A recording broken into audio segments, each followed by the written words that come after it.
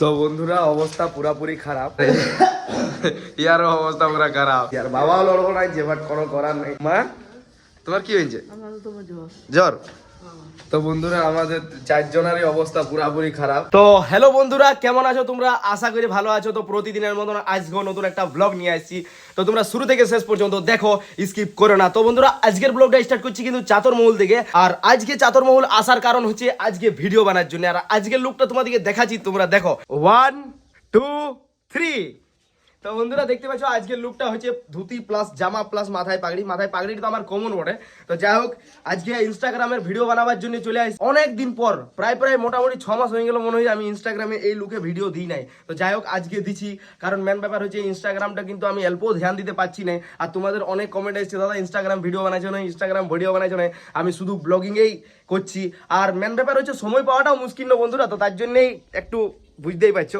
তো চলো চাতরমহল এসেছি, 2-4টা ভিডিও হলো আর 2-4টা করি, আর তারপরে ঘর যাবো। আর ঘরে যাই তোমাদের সাথে কথা বলবো, তোমরা দেখতে থাকো পুরা দিন কি করবো না করবো, আমাদের 3 বাপ বেটার কায়দা কানুন। তো বন্ধুরা ঘর আইলাম, বাট পুরা শরীরটা খারাপ লাগছে। সর্দি সর্দি পুরা ভাব, আর মানে কেমন যে শরীরটা লাগছে। যাই হোক চোখের অবস্থা দেখে তো বুঝতেই পারছো, পুরো চোখগুলো ছল চলাই গেছে।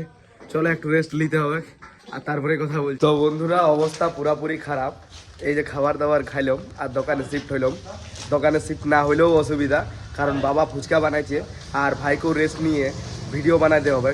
তো সবাই নিজের নিজের কাজ আছে, বাট মানে করতে পারবো, দোকানের কাজকর্ম করতে পারবো, না পারলে শুয়ে দিতাম। এখন গোলাটার অবস্থা পুরাপুরি খারাপ হয়ে আছে।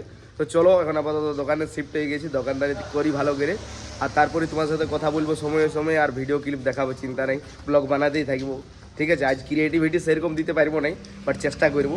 চলো দেখতে থাকো। তো বন্ধুরা এখন সময় হয়ে গেল 3টা, আর মেঘের অবস্থা দেখো পুরা মানে কালো কালো হয়ে আছে। আর কি 6 মাস ধরে একরকম বৃষ্টি হচ্ছে, একরকম মানে কি আর বলবো।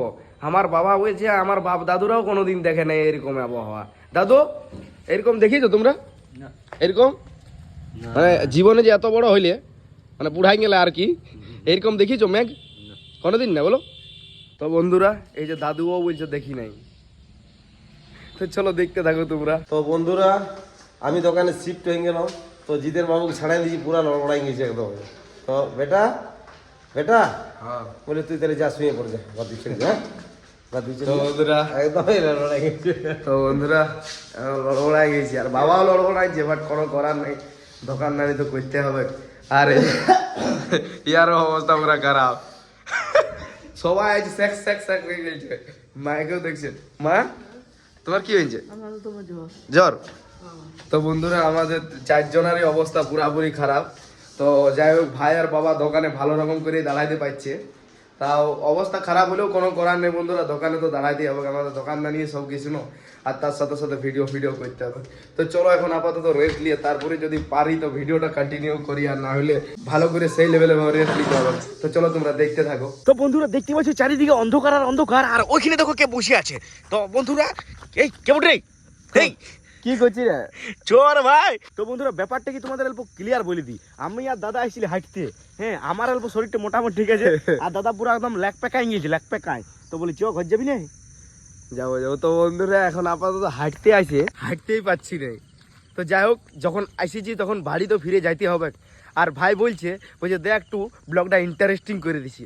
আমরা ঠিক আছে লে তাইলে, তো কে জানে সে এরকম ব্লগটা কন্টিনিউ করবে। তো যাই হোক মেন ব্যাপার হচ্ছে পার ডে সেই লেভেলের ভাবে ব্লগ দিতে পারছি না বন্ধুরা। পার ডে মানে দেখো আজকেই মানে সেই লেভেলের ভাবে ব্লগ দিতে পারলাম নাই। মেন ব্যাপার হচ্ছে শরীরটা একটু মানে সাথ দিছে নাই, না জ্বর সর্দি এটা স্বাভাবিক ব্যাপার, হয়ে গেলে কোনো করার নাই। তো যাই হোক তাও আমরা চেষ্টা করছি যে পার ডে ব্লগিং দিবার অ্যান্ড সেই লেভেলের। তো বন্ধুরা তোমরা সেই লেভেলের ভাবে সাপোর্টটা করো, আমরা একদমই সেই লেভেলের ব্লগ বানাবো। আজ হয়তো নর্মাল ব্লগ হচ্ছে, কাল দিন সেই লেভেলের ব্লগ হবে ভাই। তো আমি বলি তুমি আজ হয়তো ঘরে আছি, কাল হয়তো ঘর থেকে বের করে দেবে আমাদেরকে। না না।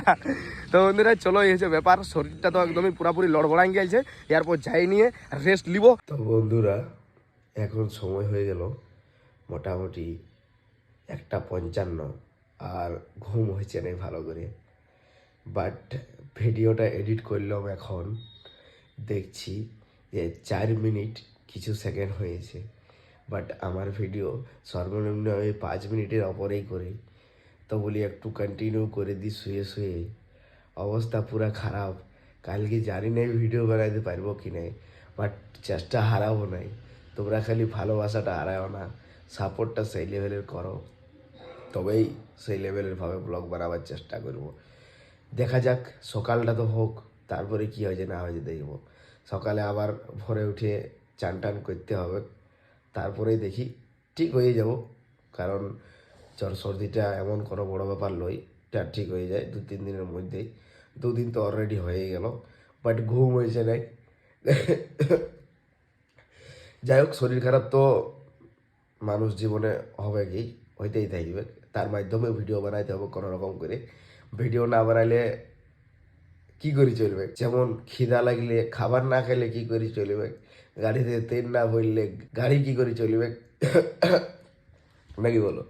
তো যাই হোক, এই হচ্ছে ব্যাপার। তো চলো, আর বেশি কিছু বলছি নেই।